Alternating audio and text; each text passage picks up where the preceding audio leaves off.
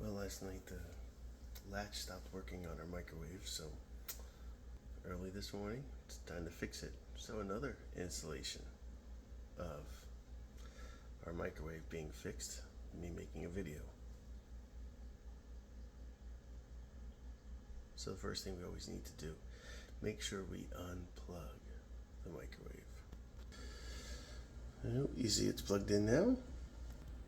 And now it's unplugged, so we're good to go. So when you open your microwave door, you see here that there's no tension left on the latch. So what we need to do is take a small flathead screwdriver, and right up in here, we're going to take off this piece of trim that goes around.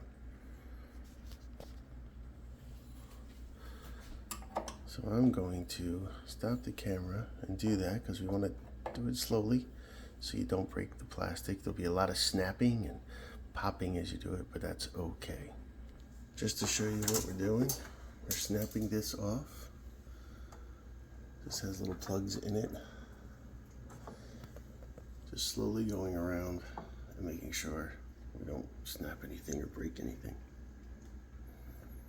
So, after you carefully snap all those pieces off, we can just lift the frame off and of course put it down in a safe place.